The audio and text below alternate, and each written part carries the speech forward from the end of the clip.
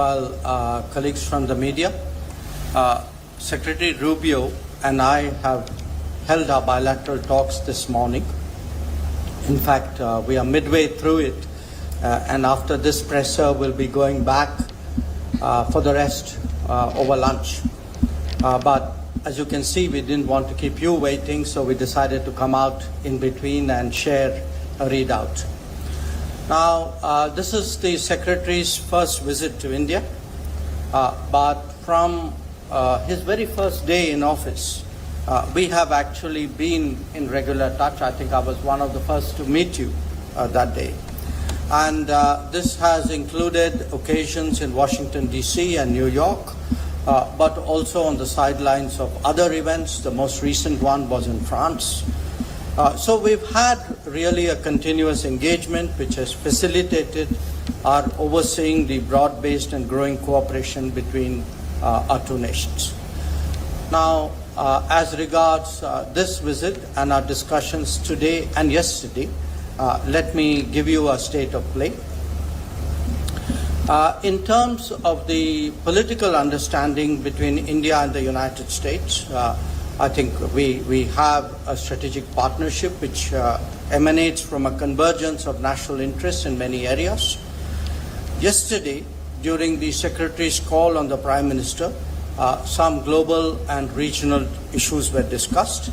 And in our subsequent meeting at the embassy, we took up developments pertaining to West Asia, Middle East, to the Indian subcontinent and to East Asia.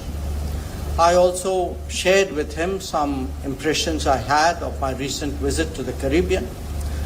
And our talks today over lunch will focus on the latest developments in the Gulf. As you all know, a few things have happened or seem to be happening overnight, and also on the Ukraine conflict.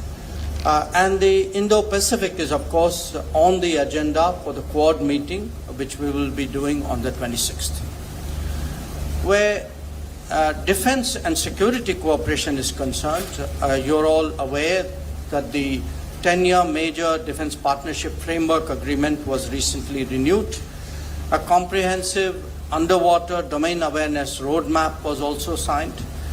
We discussed the importance of taking into account the Make in India approach and lessons drawn from recent conflicts while going forward in the defense domain.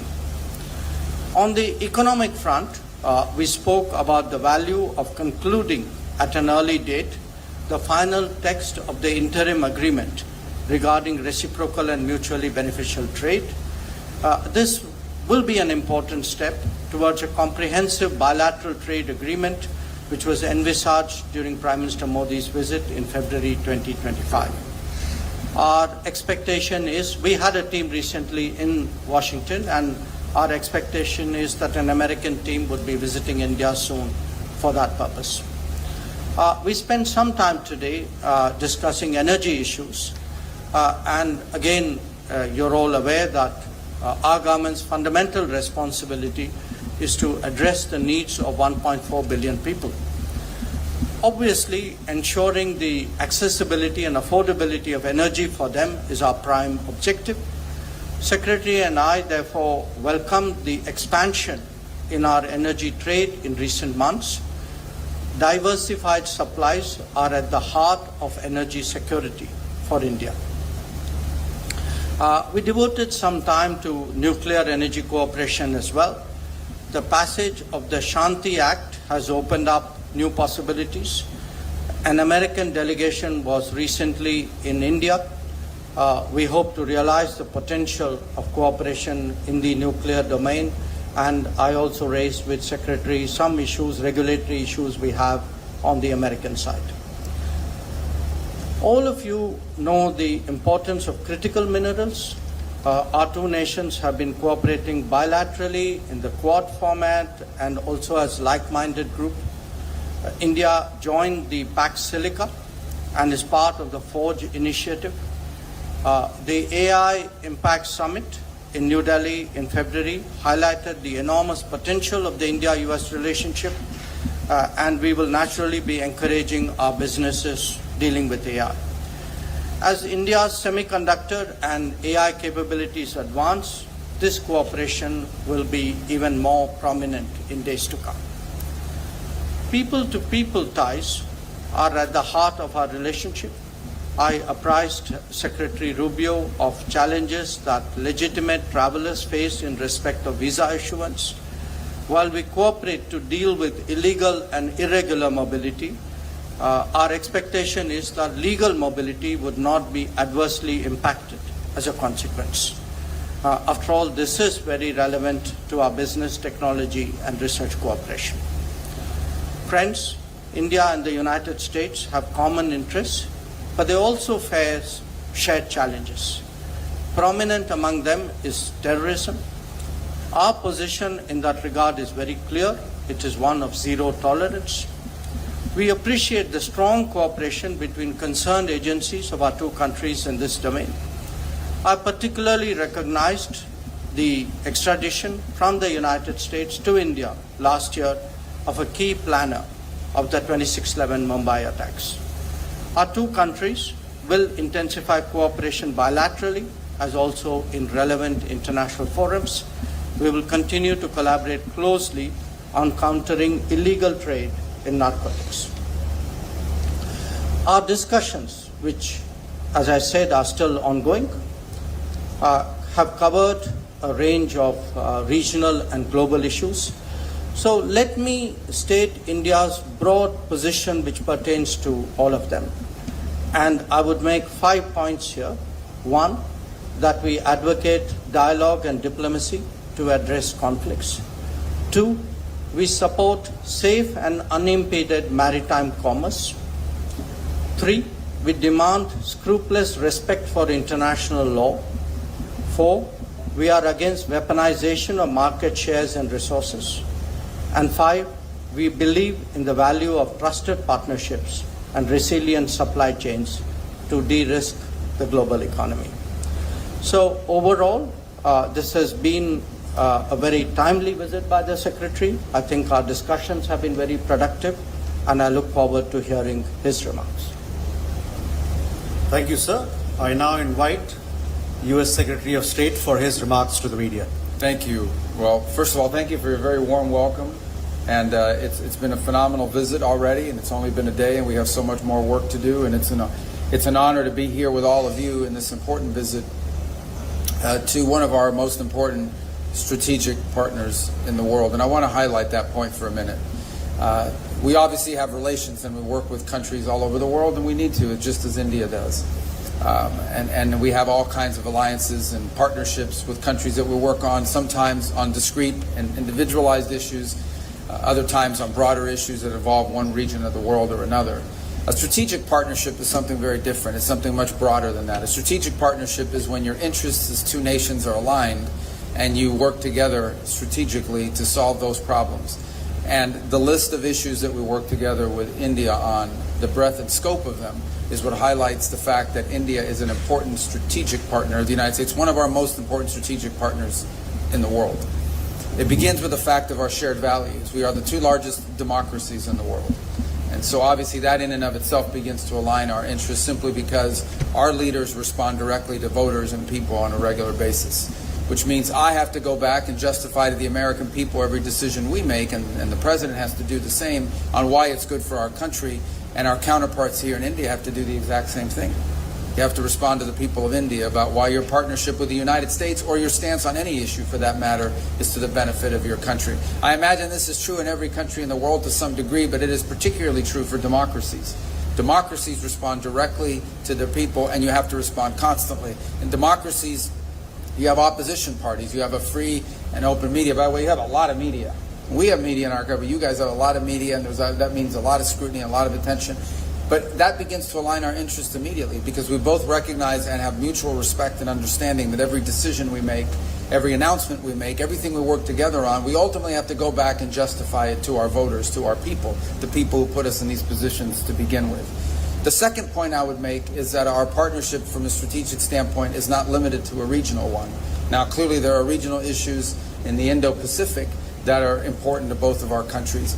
But the ability, increasingly as we have conversations, we are talking about strategic interests that align beyond simply the region. Whether it's your visit last week into the Western Hemisphere, we have a lot of alignment. Whether it's our mutual interest in what's happening currently now in the Straits of Hormuz and beyond. And then on the topics as well.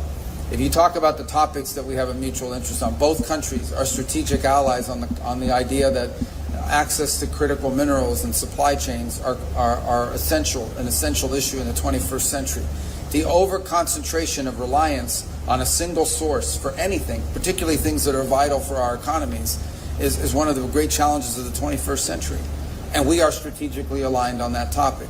On the issue of terrorism, both of our countries have suffered, both directly and indirectly, because of global terrorist networks. There is a strong counterterrorism alignment as a result of that.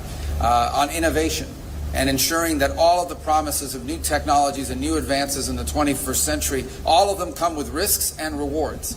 Every technological advancement that's made individuals and societies more productive have always come with risks associated with them. Managing those risks and maximizing those benefits is one of the great challenges of the 21st century. And there's a tremendous strategic alliance between our countries and agreement on that point. Likewise, on the unimpeded flow of commerce, especially in international airspace and international waters. This is true in the Indo-Pacific, ensuring that there's a free and open Indo-Pacific, but it extends beyond the Indo-Pacific. We share as a strategic value the fact that no international waterway, no international airspace should ever be used or nationalized by any country in the world, and that should never be accepted as a new normal. Another area of strong strategic alignment, and we could go on and on. The bottom line is that the opportunities exist to work together because not just our shared and common values and our people-to-people ties, but because our nations are strategically aligned on all of the key issues that will define the new century. All of the great challenges that are before us now in the modern era, we are strategically aligned on. And the final point, and this I mean is no disrespect to any other country in the world, but you can have a strategic alliance with countries. But there are only a handful of countries in the world that have the ability to actually do something about these big issues on a global scale. There are only a handful of countries in the world that have both the economic and diplomatic power to be influential on strategic issues from a global perspective. And India is one of them, which is what adds the finishing touches on the importance of this strategic alliance. Is we have a strategic alliance between the United States and India. It's a strategic alliance between two countries that have global influence and the ability to influence global events. And that distinguishes it from other relationships. And so that's why this is an important visit to be here today. It's why we hope that later this year the Prime Minister will visit us in Washington. It's why I hope our leaders will have a chance to interact in other forums. And I also want to thank you, by the way, for hosting the latest meeting of the foreign ministers of the Quad, which will be happening the day after tomorrow, I believe, right? Day after tomorrow. Another important mechanism and of joint cooperation. And one more example of our strategic relationship between our two countries. Because the Quad is a forum of alignment between four countries who are not just strategically aligned on a bunch of key issues, but four countries that have the ability to varying degrees to influence global events on these topics of mutual interest. So there's a lot of details and things we can talk about. I didn't mention energy, but we also are strategically aligned on energy. You know, energy and the ability to generate power is the key behind all of the great industries out there. Whether it's data centers, whether it's artificial intelligence, whether it's the ability to modernize and continue to advance economically, all of it begins and ends with the ability to generate the power necessary, not just to raise standards of living, but beyond that, to expand into new industries. And both of our countries are strategically aligned in ensuring that we have a world that can not just produce but deliver the energy resources that are necessary to power a modern economy. So I'm not given the breadth and scope of areas of alignment. One visit alone will never solve or be able to address all of these. But this continuing dialogue and engagement between our countries is important because, as I said, I think it's not just evidence of the importance of our strategic alliance, but it's necessary in order to continue to advance on all of these topics. So thank you for your warm welcome. Thank you all for covering these events here today.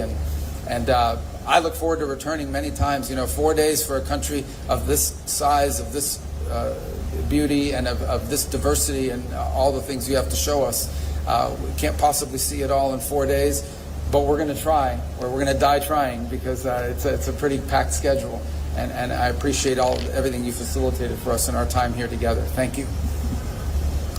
Thank you, sir. We now open the floor for some questions.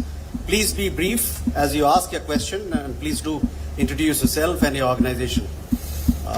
We'll begin there. Kadambani, this side, please.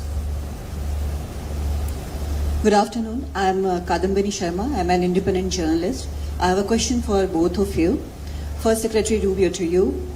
Indian students, engineers, doctors, researchers have contributed enormously to US economy and innovation ecosystems. But the recent changes in J1 visa, F1, H1B visa are being seen in India as hurting the core pillar of people-to-people relationship. What does your administration have to say about this in regard to Indians and the message to Indians in this regard? Dr. Jaishankar, to you, my question is, India today has strong relations with UAE, the Gulf countries, Israel, Iran, and of course US here. And how confident are you of managing all these relations at this time in the current situation? Would you say it is an example of multi-alignment? Thank you. Thank you. Let me just handle on the first of all. I take and accept what you've just said about the contribution that Indians have made to the U.S. economy. Over $20 billion have been invested in the U.S. economy by Indian companies. We want that number to continue to increase, and obviously the expertise as well that they've provided into our economy has been very, very valuable. I don't want you to view, or anyone, I made this point yesterday in an interview, the changes that are happening now, or the modernization of our migration system into the United States, is not focused, it's not India specific, it is global, it's being applied across the world. We are in a period of modernization, and I'll be frank and honest with you because it's important to talk about this. We've had a migratory crisis in the United States. This is not because of India, but broadly, we had over 20 million people illegally enter the United States over the last few years, and we've had to address that challenge. In addition to that challenge, and I think this is true for India, this is true for every country in the world, okay? Everything that you do as a country needs to be in your national interest, and that includes your immigration policy. The United States, I believe, is the most welcoming country in the world on immigration. Every single year, 1 million people, roughly, become permanent residents of the United States and contribute greatly. My parents entered the United States as permanent residents in 1956 from Cuba, and so it's a process that's enriched us. But it has to be a process that's adjusted in every era to the realities of the modern times in which you live. And it's long overdue. So the United States is currently undergoing a process of reforming the system by which we choose how many people come into our country, who comes in, when they come in, etc. Anytime you undertake a reform, anytime you undertake a change in the system by which you admit people, or frankly, anytime you undertake a reform in any system, not just on immigration, there's going to be a period of transition that's going to create, some friction points and some difficulties and so forth. Ultimately, we think when this process is in place, once this process has been modernized, and that's really what it is, we are modernizing the U.S. immigration system for the 21st century so that it is an immigration system that's not just good for the America, but it's also good for the people that are coming. Once we are complete and once we've done the work of modernizing that system, I think we're going to come up with a system, we're going to wind up with a system that's more efficient and even better than the previous system, and in some ways may prove to be even more beneficial than the previous system was to people from India that seek to enter the United States to work and innovate. But obviously there's going to be a period of adjustment along the way. So what I want to leave clear is that the changes, while they may be having a disproportionate impact on a place like India that provides so many high-skilled workers to the U.S. economy, it is not a system that is targeted at India. It is one that's being applied globally. But we're in a period of transition, and like any period of transition, there's going to be some bumps on that road, but we think ultimately our destination is going to be a better system, a more efficient system, one that works better than the one that we had in place previously, and more sustainable, by the way. Your question on the Iran Gulf, the conflict which is going on. Well, look, India would be one of the very few countries who has very good relations, very strong relations with the United States, with Israel, with Iran, and with the Gulf countries. So we have, and we have real interest there. So for us, the challenge in this situation is how to maintain all these relationships, how to protect our equities, how to advance our interests. And we don't look at it as a zero-sum game. We have to manage and actually take care of all these accounts. So having said that, I would say there are some general principles by which we would approach this region. Obviously, we want peace and stability in the region. Two, for us, the welfare, the well-being of the diaspora is crucial. Three, we want to see energy prices go down because we are a very big importer of energy and much of it comes from that region. Four, as I stated in my remarks, we very much are in favor of safe and unimpeded maritime commerce through the region. And what we want to see is really the markets open up there. We don't want to see constraints. So these would be the principles with which we would approach that region. And in a way, of course, every situation is unique. But I think we will find increasingly in the world that there will be conflicts or difficult situations where India, because our interests are growing, we have relationships with all the parties involved. I mean, we are seeing this in the Ukraine conflict as well, where we have, very strong relations with Russia, we have it with Europe, we have it with Ukraine as well, we have it with the United States. And then the question is, how do you manage them, all of them? So in that sense, yes, it is multi-alignment because today's India has that range of interests which require us to manage multiple accounts. Thank you, sir. Sir, if you allow, we can take a group of questions together. Sure. That way we'll be able to cover more. Can we go here, Siddhant, please? Hi, sir. I'm Siddhant from WION. To Secretary Rubio, my question is on technological partnership. How do you see India as a trusted technological partner? The second question is on energy and critical minerals. Once your visit is over, what will be the key outcomes when it comes to these two aspects? And thirdly, there have been a lot of racist comments coming from United States against Indians, Indian Americans. Now, this goes against the basic premise of India-US relationship. So what's your take on that? Yeah, what's your third question? On a lot of comments, racist comments coming from US. That, of course, who made those comments? we all have seen those comments, sir. We have seen endorsement of those comments. Which ones? I'm So it's well known, sir. Anyway, Yeah. we And to EAM Jaishankar, my question is in terms of the energy partnership, we know that we are importing LNG, we are importing crude from United States, but there is a choke point at the Hormuz. So what is the future strategy when it comes to cooperation with the United States? we go this side. Sean from AFP, sorry. Thank you. Mr. Secretary, I wanted to ask you about the latest on Iran. The president said yesterday the final details are being worked out on the Iran deal. Can you tell us what the status is now? As you've said many times, it should go back to the status quo ante on the Strait of Hormuz. Are you confident that this deal would do that? And then taking a step back, we've seen from this war, if it's going back to the Strait of Hormuz, we've seen thousands of people dead in Iran and elsewhere. We've seen billions of dollars spent. We've seen some alliances rattled by this, global energy prices rising, global economic shocks. Was this war worth it? And to the External Affairs Minister, you mentioned at the beginning the strategic convergence. Can I just ask you about the Iran war in particular? Was that did that meet the interest of India, and also the role of Pakistan? Pakistan's playing a very strong role with the United States right now. Does India have any concerns about that? Thanks very much. Thank you. We'll take one more question from this side. Vega from WSJ. Thank you. Secretary Rubio, some of Trump's own allies, Mike Pompeo, Lindsey Graham, and Ted Cruz, are warning that the deal that is taking shape could give Iran access to more money while leaving it with leverage over Hormuz and deferring the nuclear issue. Are they wrong on that? And for the minister, has the Trump administration shown the same commitment and investment in the Quad as the previous U.S. administration? And what concrete outcomes are you hoping to see beyond statements of support? So we can take these questions. All right. Do I go first? Or? Yeah. Okay. I don't know how to address that, but I'll take that very seriously about the comments. Look, I'm sure that there are people that have made comments online and other places, because every country in the world has stupid people.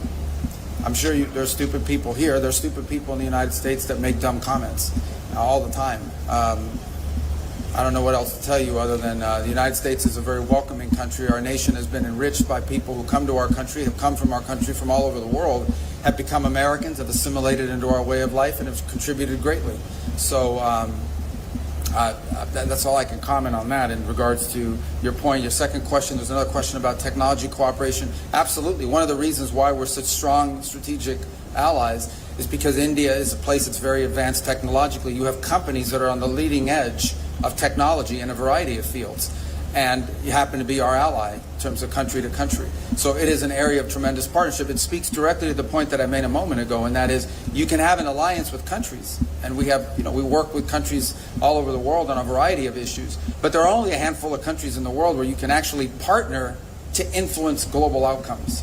And so India is one of those countries, which is the reason why our strategic alliance is so critical. It's a strategic alliance between two highly capable partners who have industries within our country, private industries within our countries, that are on the leading edge of some of the top technologies of the 21st century. So it makes all the sense in the world. Two democracies with a lot of pre-existing links with companies that are on the leading edge of cutting-edge 21st century technologies, partnering together to make sure that those technologies are not just developing and continuing to lead the world in innovation, but are doing so in a way that furthers our national interests. So that is on that point. On the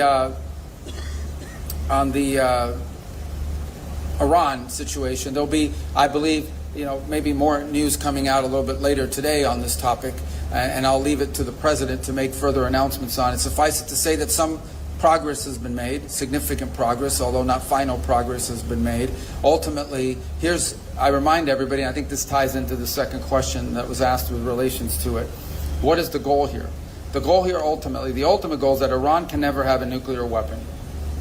Iran can never possess a nuclear weapon. The president has been clear about that. They will never possess a nuclear weapon, certainly not as long as Donald Trump is president of the United States. Related to that is this issue of the Straits. Okay, this is an international waterway. They don't own it. It's an international waterway, and what they are doing now is basically they are threatening to destroy commercial vessels using an international waterway. That is illegal under any concept of international law that governs us, but it's also if we allowed that to become normal, we would be normalizing an unacceptable status quo and setting a dangerous precedent that could be replicated here in this region and in multiple places around the world. So the desire the president has, his preference, is to find a diplomatic way that these problems can be solved. That's always the president's preference. He would much rather have me and the Department of State solve this problem than the Department of War having to solve this problem. But the problem is going to be solved one way or the other. So we've made some progress over the last 48 hours working with our partners in the Gulf region on an outline that could ultimately, if it succeeds, leave us not just with a completely open straits, and I mean open straits without tolls, and with addressing some of the key things that underpin what has been Iran's nuclear weapons ambitions in the past. So we think we've made some progress on the outline of something that, if it works, could give us that outcome. Obviously, that will require full Iranian acceptance and then compliance, and it will require some future work on negotiating the details. When you're talking about a nuclear program, as an example, these are highly technical matters, and ones that would probably need to be addressed over some period of time. On the issue of benefits that they could get from it and whatever domestic criticisms there may be, I don't think anyone's been tougher on the Iranian nuclear ambition than President Trump. Understand, okay? Again, I don't know what some of these individual comments have been from different sectors of our politics in the United States, but I will say this. There is no one who has been stronger on this issue than President Trump. Okay. Multiple political leaders, multiple presidents of the United States have all said the same thing. Iran cannot have a nuclear weapon. The only one who's tried to do anything and has actually done anything about it in a real way has been President Trump. So his commitment to that principle that they'll never have a nuclear weapon shouldn't be questioned by anybody. And the idea that somehow this president, given everything he's already proven he's willing to do, is going to somehow agree to a deal that ultimately winds up putting Iran in a stronger position when it comes to nuclear ambitions is absurd. That's just not going to happen. But our preference is to address this through a diplomatic means. And that's what we're endeavoring to do here. I think we've made some progress. I'm always cautious when I say that because you can agree to things on paper, they actually have to be implemented. You can agree to things in writing, and then you actually have to go out and do it. And but I do think perhaps there is the possibility that over the next few hours, the world will get some good news, at least with regards to the Straits and with regards to a process that can ultimately leave us where the president wants us to be. And that is a world that no longer has to be in fear or worry about an Iranian nuclear weapon. And so I do think there's some good news on that front, but not final news on that front. But perhaps a little bit later today we'll have more to say. But you know, some progress has been made. I don't want to downplay that, but I also want to caveat it by saying we still have some work to do. We'll see. Okay, the first question about energy choke points and what's happening between us and the U.S. on energy. Well, I think as I mentioned, there's been actually a very significant uptick in our energy imports from the United States. It's not new. It started out many years ago, but I think it's really picked up in the last year.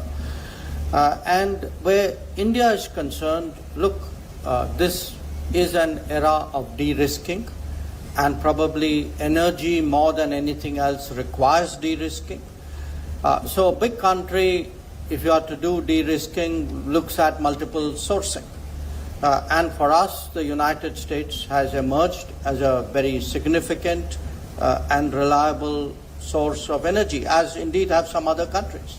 So the way we will deal with the current situation in Hormuz, and frankly going forward as well, which is to diversify our energy sources, because that is at the heart of our energy security. And that is why we feel strongly that the energy market should not be distorted, they should not be constrained. It is important to keep energy prices down for global growth. Regarding your question on the Iran war, in fact, it flows in a way from that answer. Sure, I mean, at this time, where India and the United States are concerned, we both have a very strong interest in ensuring that there is safe and unimpeded maritime commerce.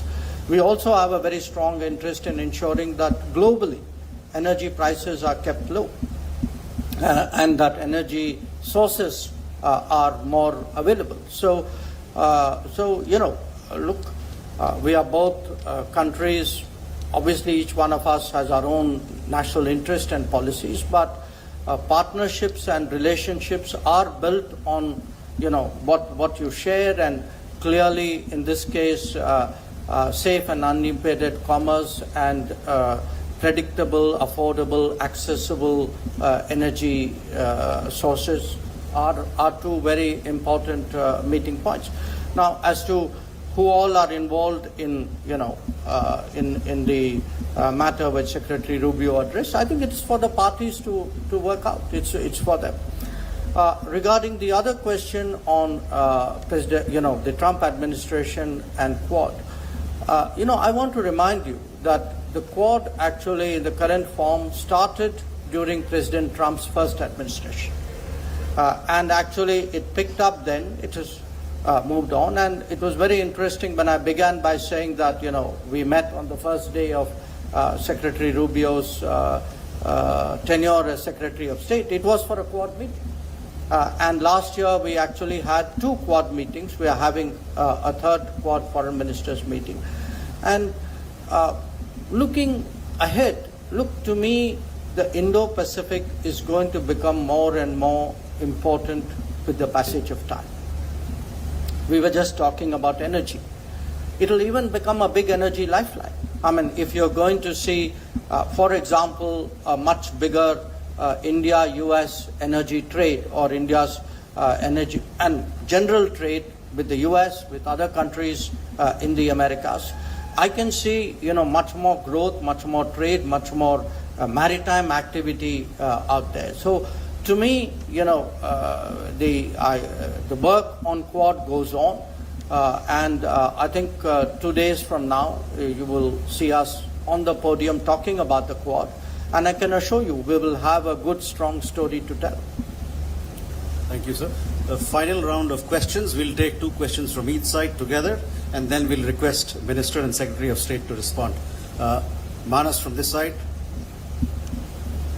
Secretary Rubio, after 25 years of very significant progress in India-US ties, including during President Trump's first tenure as the president, many in India feel that the relationship has lost the momentum in the last 1 year over issues including tariffs, a more transactional US approach, and mixed signals on Pakistan and China. So how do you see these views, and what is your administration doing to address these concerns about a slide in India-US relations? And to Foreign Minister Jaishankar, what are India's expectations from the Trump administration at this stage of the relationship, when we are also facing the consequences of conflicts, geopolitical headwinds, especially on our energy security? Reza. Thank you for doing this. Question for Secretary Rubio. Here, Secretary Rubio. There are serious concerns in New Delhi over the US administration's renewed engagement with Pakistan, and especially Pakistan's military leadership, especially when there are concerns in this region about that military leadership's links with terrorism and also with regional instability. How would you reassure India that this new engagement is not at India's expense? And a question for the External Affairs Minister. I know you've kind of touched on this, but the Quad came together and positioned itself as a platform for coordination between 4 maritime democracies to work on the delivery of public goods across the Indo-Pacific. How much is this still relevant with the Trump administration? We go to the other side. Tom from BBC. Thank you very much. Tom Bateman from the BBC. Mr. Secretary, there's a lot of attention at the moment on how to end this war, but there is continued scrutiny on the way it began. Now, it was information about the whereabouts of the Supreme Leader that led to these, unprecedented strikes of unprecedented scale. That was a Saturday in Iran in the morning when millions of children were at school. Now, Admiral Cooper said last week, confirmed the timeline of the investigation into the Minab school strike. There is media analysis that 22 schools at least were damaged either that day or in the following weeks. What do you say to those who will accuse the administration of unleashing a reckless action because of when this war was begun? And Mr. External Affairs Minister, given how hard the energy crisis is currently hitting your country, did you discuss with your American counterparts further sanctions waivers, particularly on Russian oil and other oil purchases? Thank you. Mr. Eric. Thank you. Secretary Rubio, I'd like to ask you, there's been a lot of celebration of the role of the U.S. as the world's oldest democracy and of India as the world's largest democracy. As part of this discussion of democracy, what is your view on the continued discussion in the U.S. as to who won the 2020 U.S. election and those who continue to question the result that was certified by Congress? Is that appropriate, and is it appropriate for, or should all sides in democracies accept the results of elections? And Minister Jaishankar, if you could talk about specifically on the issue of energy purchases, the Secretary Rubio has referred to the U.S. desire to sell more energy to India. Has India made any concrete commitments regarding purchase of U.S. energy as an additional source, or as India pursues increased diversification? Thank you. So we can take these questions. Okay. You want to start with me? I think I wrote them down. So, all right. On the U.S.-India relationship has not lost any momentum. I understand why some people might say that. I mean, I don't understand, but I understand some people say that, but I don't see it or view that in any way, shape, or form. The reality of it is you have a new administration that came in. This is not about India. This is about the United States in terms of trade. Okay, this is not geared. The president did not say, let's figure out a way to create, friction with India over trade. The president came in and said, we have a trade situation involving the U.S. economy that doesn't work moving forward. There's a huge imbalance that's built up and it needs to be addressed. And he pursued it from a global perspective. And so I can tell you as Secretary of State, there virtually is no country in the world that I could travel to that isn't going to raise the issue of trade, because we did this from a global perspective. The president approached it and said we have to rebalance U.S. trade. And one of the reasons why is, again, this is not about India. I'm not speaking about India. I'm speaking more globally. The United States was being deindustrialized. Okay? We pursued trade policies that left us in a place where all of the means of production had been outsourced in such a way that left us vulnerable. That had to change, and it cost us jobs. It created huge displacement in our country. And that needed to be corrected. There needed to be a rebalancing of how we approach global trade, whether not just with India, with the European Union, with countries all over the world. And obviously, now the difference is India is a massive economy. This is a big economy. We're your leading trade partner. We do a lot of trade with India, and so obviously, there's a big difference between, rebalancing trade with a country of this size and magnitude, with the size and productive means of your economy, versus a smaller country that maybe all they provide is agriculture, as an example. So I think it's just gotten caught up in that. The good news is that through this rebalancing, we are ultimately seek and believe we will arrive at trade arrangements around the world that are good for the United States, but also good for our trade partners. And one of those we hope will be India. In fact, we are on the verge of making that happen. We are hopeful that our trade representative can visit here very soon. We had an Indian delegation in the United States, I believe last week or the week before. We've made tremendous progress, and I think we're going to wind up with a trade agreement between the United States and India that's going to be enduring and is going to be beneficial to both sides and sustainable in a way that addresses this national interest that we had. Beyond that, I would say that we continue to cooperate on a number of fields. As an example, when we came out with a Pax Silica proposal from the State Department, one of the first countries that joined was India. When we had our ministerial on critical minerals, the foreign minister was there, one of our key partners in that regard. It goes and speaks back to the strategic value of our partnership. This is an area of strategic concern for both sides, and we are partnering with it on it. And it is an example of what we wanted to continue to build on. So, in just the last few months, as I said, there's $20 billion of Indian investment in the U.S. economy, and that number continues to grow. So I think the relationship continues to be strong, and in fact, I believe by the end of this administration, it will be stronger than it's ever been. That's certainly our goal, and that's certainly what we're building towards. As far as our relations with other countries, yeah, we have relations, and we work at the tactical level, for example, and in many other ways with countries all over the world. So does India. And that's what responsible nation states do.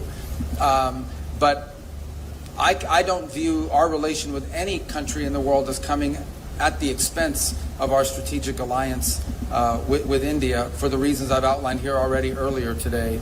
On the question of the war and look, that was a long question and said a lot of things I don't agree with, and I'm not going to speak to military tactics simply because that's not my department. I will say this to you. When this conflict began with Iran, the goals were outlined and they were very simple. And they were very clear. We were going to destroy their navy, which we have done. We were going to significantly reduce their ability to long range to launch ballistic missiles, because that was the conventional shield they were trying to hide behind, and we've achieved that objective. And we were going to do damage to the defense industrial base so they couldn't rebuild all of these things. We've achieved that as well. Those were the objectives of Epic Fury. Those objectives were achieved. Those were the targets of our operation, and that's what they were targeted on. Okay. On the other hand, Iran likes to sponsor proxy groups of terrorists, and these terrorists don't care what they blow up. They blow up anything and everyone. Okay. This is who we're dealing with. Okay, this is an Iran that not long ago, through their Hezbollah proxies, blew up a Jewish center in Argentina. and killed a bunch of people. This is an Iran that innovated the use of roadside bombs that killed and maimed a bunch of people, including American servicemen, but a bunch of other people. This is an Iran that has organized the assassinations and the attempted assassinations of people all over the world, including, civilians and dissidents and people they don't agree with. There is no nation on earth that sponsors more terrorism than Iran, and they've spent millions and millions of dollars sponsoring terrorism and targeting individuals all over the world, and including civilians have been caught up in that. Okay, that's what Iran has done. They didn't spend their millions and millions on building roads and bridges and improving the life of their people. That's why their people are always in the street protesting, because their economy has been in shambles, because they don't invest in their economy. They would rather invest in Hezbollah. They would rather invest in the rapists and the murderers of Hamas. They would rather invest in those groups than they do in their own people. That's what Iran invests in. And that's what you should be asking me about. That's what the BBC should be covering. And that's what these other media outlets should be covering, is how evil these people are in Iran and the damage they've done to people all over the world. The world's leading sponsor of terrorism is Iran. And look what they're doing now. They are holding hostage civilian vessels, including ships that have now been stuck in the Persian Gulf. They've laid mines in an international waterway. And yet, despite all of that, the United States remains committed to finding a diplomatic solution to this crisis. But let's be clear who we're talking about here. We're not talking about some pacifist government over there, some pacifist regime. We're talking about one of the most vicious regimes on the face of the earth and in modern history. That's what we're dealing with. And we were going to take away their missiles, we were going to take away their ability to make new ones, and we were going to wipe out their navy. Imagine if they had a real navy. What they have now is a bunch of small little speedboats that can lay mines and harass vessels, but they used to have a navy. Now that navy resides at the bottom of the ocean. And that was the objective of Epic Fury.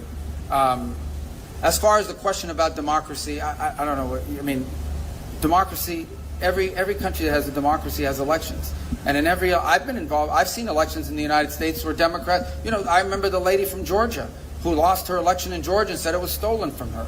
The bottom line is you have elections, and elections are conducted on the basis of rules and so forth, and sometimes those rules are not followed, sometimes those rules are not adhered to, sometimes those rules are played around with. Right now, Democrats are complaining about a redistricting process in the United States. But we're going to have elections in 2026. You guys cover it all the time. They're called the midterms. We're going to have elections in 2028. I was elected in elections when I was an elected leader. So at the end of the day, the democracies, as I said, rely on elections. Elections rely on rules. Those rules have to be followed.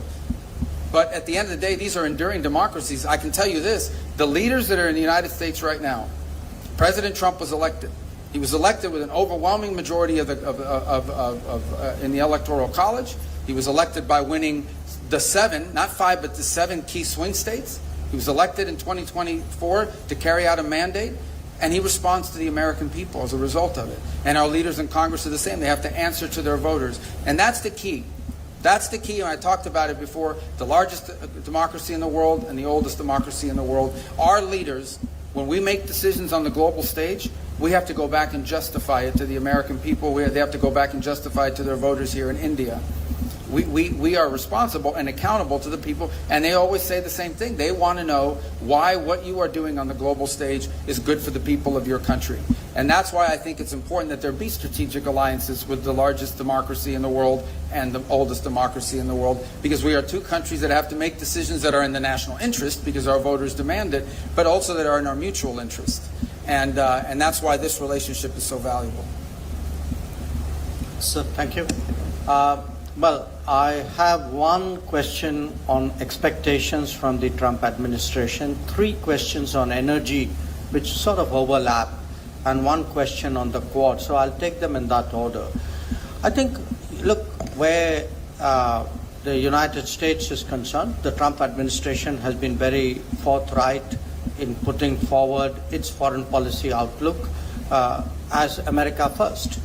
Now, where we are concerned, we have a view of India first. So both of us are obviously driven by our respective national interests. There will be many areas where our national interests are in harmony and we work together, which is why we have a strategic partnership. There could be some where they don't, in which case we have to manage those situations. Where the energy issues are concerned, again, look, I want to say for our energy security, it's important we have multiple sources, large sources, dependable sources, cheap sources. So, the United States, because that was the first question, fits the bill in many respects. So do some other countries.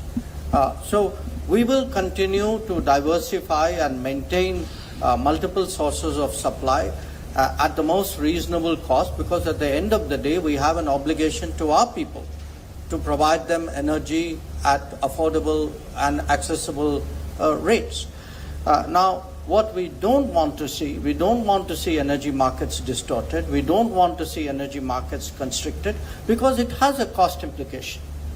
So the question which was asked, did we discuss that? Yes, we discussed that. And, I certainly expressed the Indian point of view that, we strongly believe that energy markets should be left, to the market. Where the Quad is concerned, I'm glad you used the word maritime democracies, because both terms, I think, are very relevant. We are doing a lot with each other because we are maritime powers, and I see that growing. And we are doing a lot with each other because we are democratic powers who have a certain way of doing things, who have a certain belief system, who have certain practices. We are market economies, we are open societies. We want business to be conducted and life to run on the basis of international law and market practices. So for us, particularly in the Indo-Pacific, which, as I've already stated, I see as gaining in importance in salience in the coming days, it's very important that the Quad cooperation as maritime democracies continue, and that is exactly what you will see 2 days from now. Thank you. Thank you, ladies and gentlemen. With that, we come to the closure of this press conference. Thank you very much for your participation, and I thank Secretary of State and External Affairs Minister for their presence. Thank you, sir.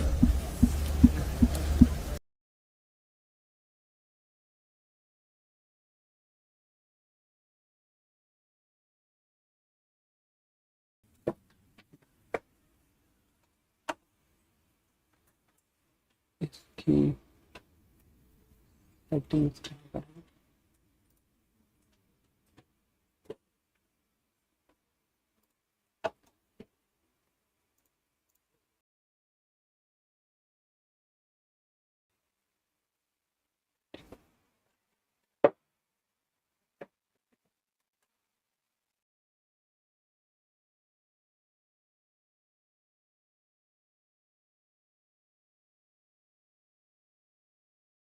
अपने phone पे stream खोल के मुझे दे दो please, यहाँ रख दो, अभी यहीं रख दो, दे देना लैपटॉप बाद में.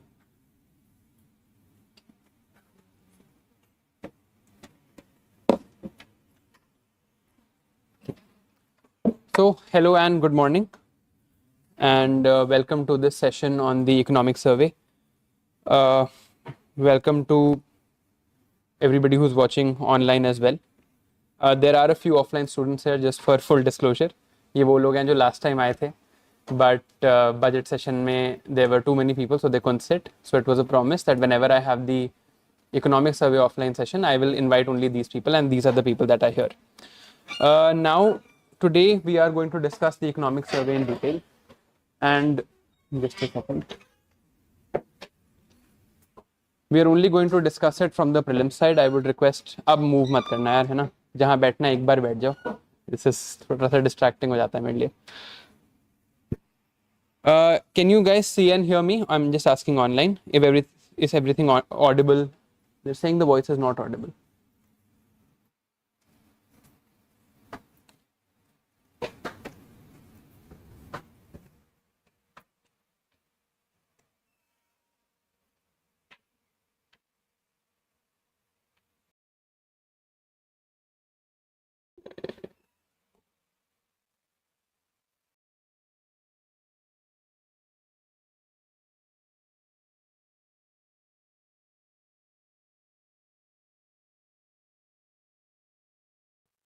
Where are the notes uploaded? I'll just check. मतलब मेरे हिसाब से तो हो गए थे upload. I'll just check for the notes also. Just give me 1 second.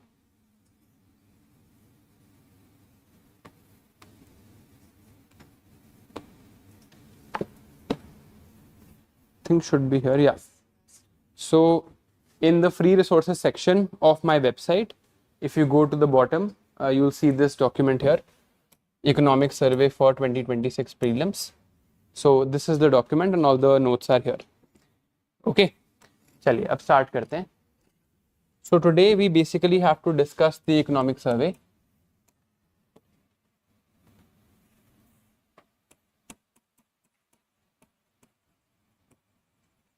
So before I start and before we talk about anything here in detail, we first have to understand कि इसकी importance है क्या, right? What is the importance of the survey and how it is to be managed.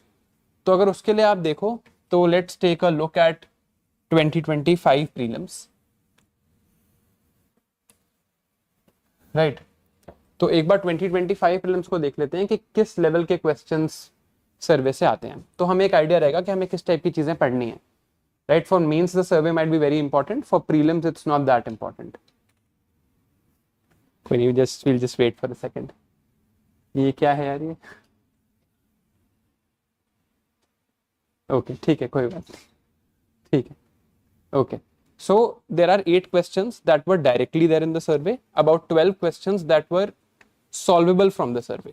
ठीक है, तो around 20 questions की weightage है, but that does not mean कि आप पूरा survey याद कर लो. तो एक बार टाइप ऑफ क्वेश्चंस देखते हैं कि किस टाइप के क्वेश्चंस आते हैं.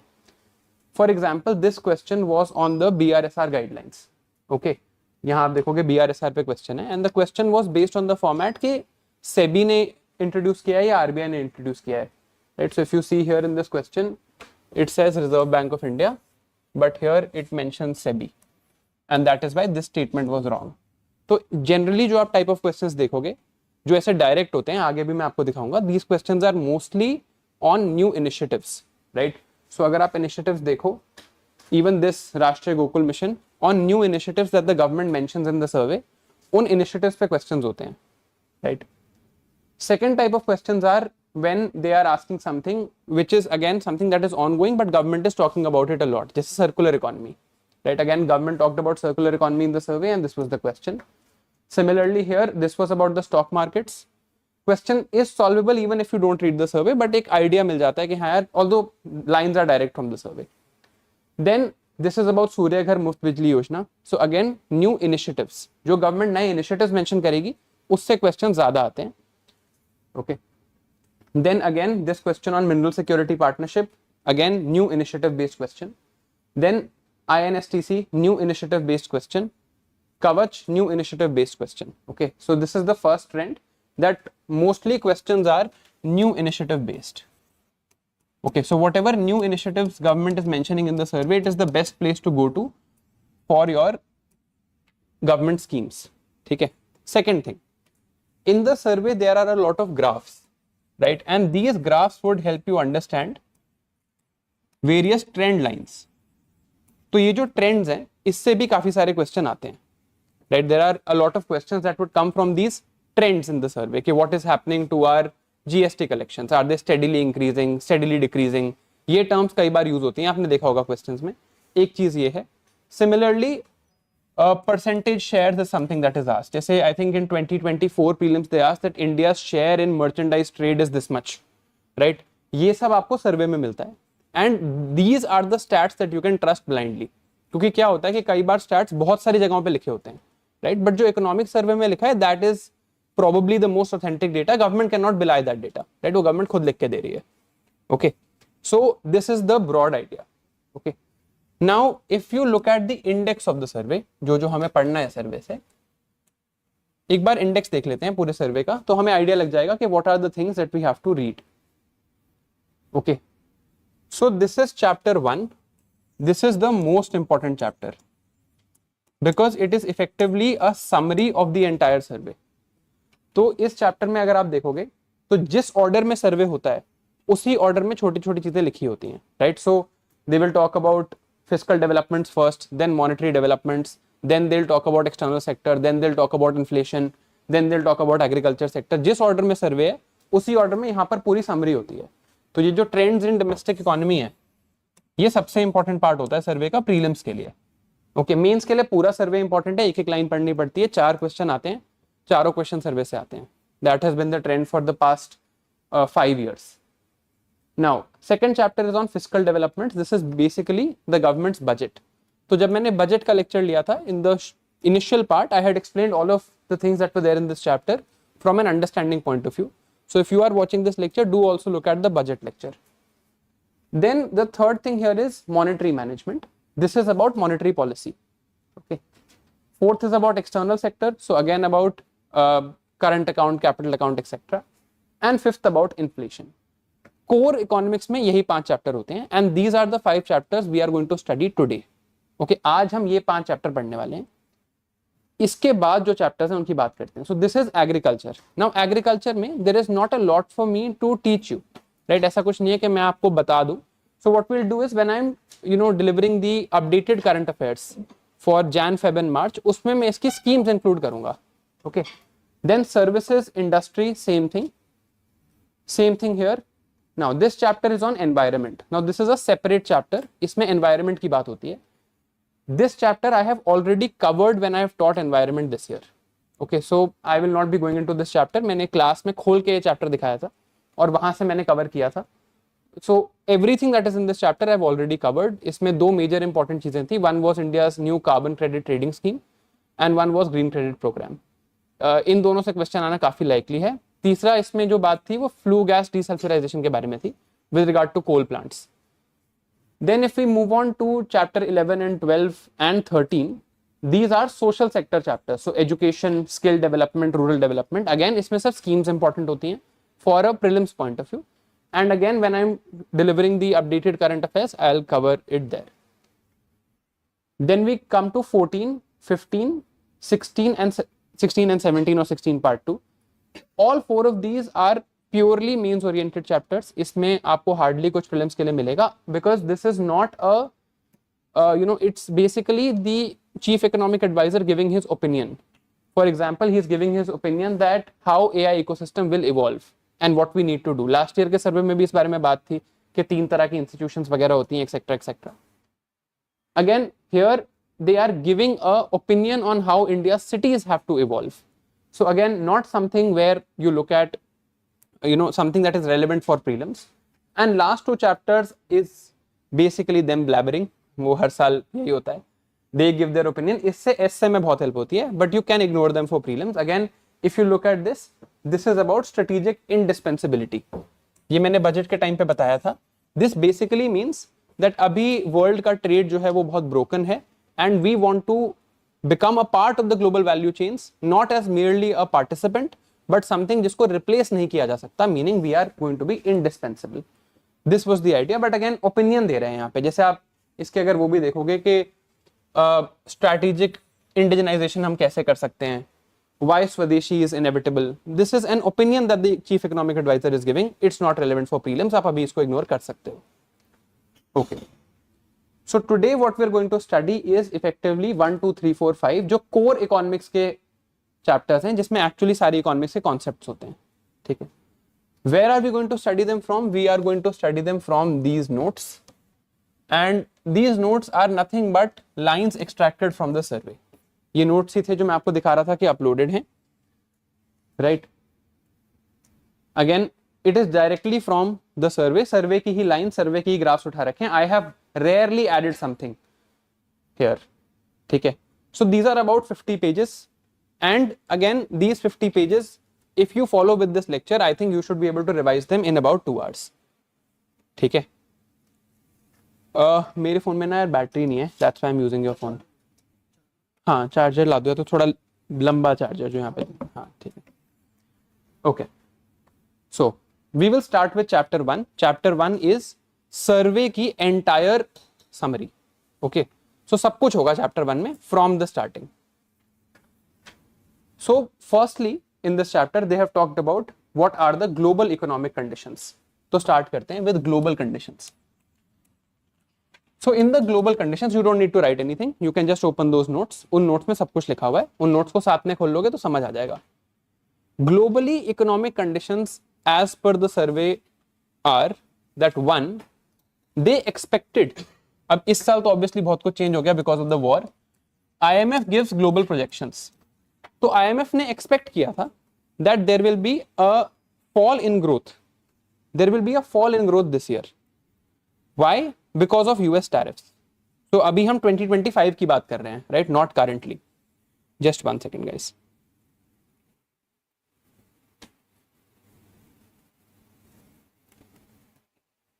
All right.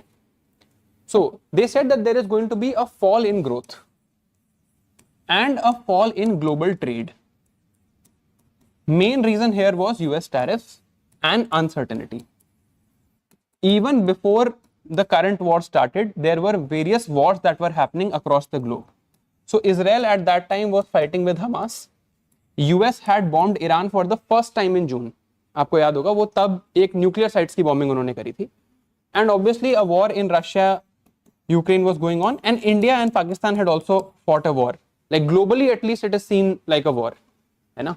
So because of this uncertainty and these US tariffs, they had expected that global growth will fall, global trade will fall, and global FDI will also fall.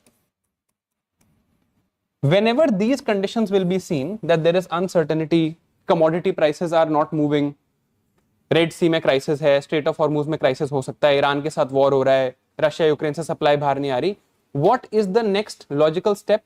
That inflation is going to rise. So their idea was that growth will stop, inflation was going to rise and global FDI will also be low. अब इस context में Indian analyst देख रहे हैं कि अब हमें economy का क्या करना है. So at this time what any economist would recommend is something called macroeconomic stability. Okay, what is the meaning of macroeconomic stability? Macroeconomic stability means that there are only two things that I look at. One is fiscal deficit. I have to control my deficits. I can't overspend. मैं बहुत ज्यादा borrowing अभी करके नहीं रख सकता क्योंकि पता नहीं आगे क्या हो जाए, आगे कोई और हो भी गया, right? Now government is, for example, cutting excise duty. अभी पेट्रोल पे 10 rupees excise duty गवर्नमेंट ने कट करी है. Government has taken a loss on its taxation revenue. Why are we able to do it? Because हमारी पहले से borrowing controlled है. If government is saying कि यार मैं टैक्स कम चार्ज करूंगा, that means that money is going to come from somewhere. Either government is going to sell some assets or it is going to borrow more. तो उसके लिए कुछ space चाहिए. So that was the first thing, that fiscal deficit has to be controlled. Second thing was current account deficit has to be controlled. And both of these actually have played out. मतलब सर्वे की predictions बहुत true रही हैं. Because now if you look at it, again we have a current account deficit problem. Rupee is what, at 95 now? है ना? 95, 96 हो गया और नीचे जाएगा. Why? Because there is a crisis in the Middle East. Middle East is not only a place where we import oil from and energy from, we also send a lot of food there and we also get a lot of remittances there. तो इसका तो price बढ़ गया, ये कम हो गया, ये भी कम हो गया. So we are now facing a current account challenge, right? And we are going to face a balance of payments challenge now. तो उसके लिए रिस्पॉन्सिबिलिटी थी हमारी कि इन दोनों चीजों को स्टेबल रखा जाए. सो गवर्नमेंट, जब हमने बजट में भी देखा था, government can't really spend a lot now. Government has a problem of spending simply because they knew that some crisis can happen. In this context, let us now analyze what they have said in the first chapter. ठीक है, अब देखते हैं. So as you can see here, global economic growth is fragile because of all of these challenges. अब जब आपको लगता है कि global economic growth fragile है और inflation बढ़ने वाली है, so you will see that every country will react differently to it. So these are the policy rates जो repo rate हम यूज करते हैं. repo rate के ग्राफ्स हैं अगर आप various countries में देखो. Now these repo rate graphs go on from 2023 to 2025. Let us try and understand the pattern of this graph. ये ऐसा क्यों है, right? सबसे पहले आया कोविड. देखो यहां पर दो ग्राफ्स हैं, एक है एडवांस्ड इकोनॉमीज का और एक है इमर्जिंग मार्केट डेवलपमेंट इकोनॉमीज का. So basically developed countries, developing countries. Developed countries के ग्राफ में Japan is an exception. Japan में आपको पढ़ाऊंगा जापान में क्या हो रहा है. जापान को अभी छोड़ते हैं. इन तीनों का पैटर्न सेम है, दिख रहा है. Let's understand why this pattern is there. ये पैटर्न क्यों है? There was COVID earlier. COVID में क्या हो रहा था? Growth had slowed down. Economic activity was not happening. Now COVID was a supply side problem, है ना, कि लोग ऑफिस नहीं जा पा रहे हैं. बट इकोनॉमिक ग्रोथ को स्टिमुलेट करने के लिए central bank can not actually do anything on the supply side. RBI agricultural production थोड़ी बढ़ा सकता है, वो सिर्फ मनी सप्लाई को कंट्रोल कर सकता है. तो जैसे सबने किया बाहर की इकोनॉमीज में, डेवलप्ड इकोनॉमीज की अभी हम बात कर रहे हैं, उन्होंने क्या किया कि इस टाइम पे अपने रिपो रेट्स को बहुत कम कर दिया ड्यूरिंग कोविड. सो ये ग्राफ 23 से शुरू हो रहा है. अगर इसको थोड़ा और एक्सटेंड करता तो ये ग्राफ ऐसा दिखता. ठीक है, तो इन्होंने क्या किया कोविड में, क्या किया, रिपो रेट रखते हैं बहुत कम. Let us keep our repo rate fairly down, and once repo rate is fairly down, we will be able to give cash stimulus. तो उन्होंने वेरियस कैश स्टिमुलस दिए उस टाइम पे. Joe Biden was the president, you might have remembered that $2,000 US सबको दे रहा है, $3,000 सबको दे रहा है. रिपो रेट कम है कि प्लीज बोरो करो एंड स्टार्ट सम बिजनेस और the other, economic growth is slowing. When Covid got resolved, what happened? Why? Inflation happened, but why?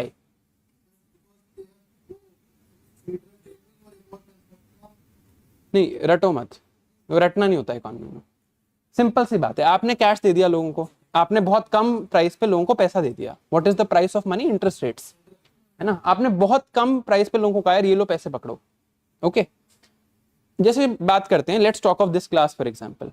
Covid में क्या हो रहा था कि कोई ऑफलाइन क्लास नहीं हो रही थी, राइट? मैंने लोगों को पैसा दे दिया कि जाओ ऑफलाइन क्लास अटेंड करो, जाओ ऑफलाइन क्लास अटेंड करो, बट ऑफलाइन क्लास तो हो ही नहीं रही है. जब कोविड खत्म हुआ, अब पैसे सबके पास हैं और ऑफलाइन क्लास खुल गई है. So there was a phenomena of pent up demand. Pent up means stored. एकदम से डिमांड बढ़ी. Suddenly now Covid is over, economy is resumed and everybody has cash in their pockets. So now everybody wants to spend. When everybody will spend, what will happen? Consumption expenditure will increase. You understand this graph?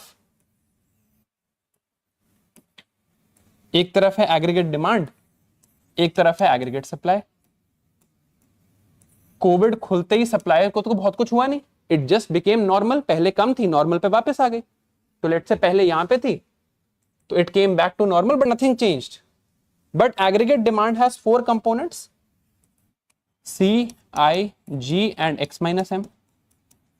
Suddenly you saw consumption expenditure increase a lot. So now aggregate demand shifted and price levels in the economy went up. This was also the time when we saw good growth in various countries.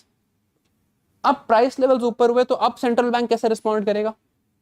Now inflation is happening. What is the next response of the central bank?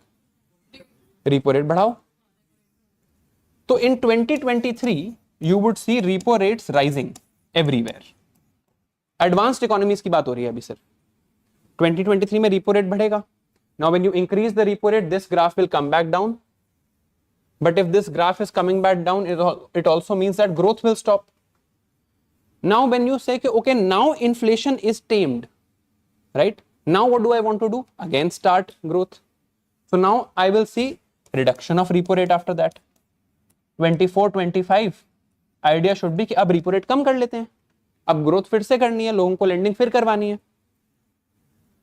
This was the trend that was happening. अभी graph दिखाऊंगा तो ये trend दिखेगा आपको. They were trying to reduce their repo rates, but now because of wars, because of global uncertainty, that reduction is not happening in a common manner. ये चीज है. So now look at this graph and understand this graph.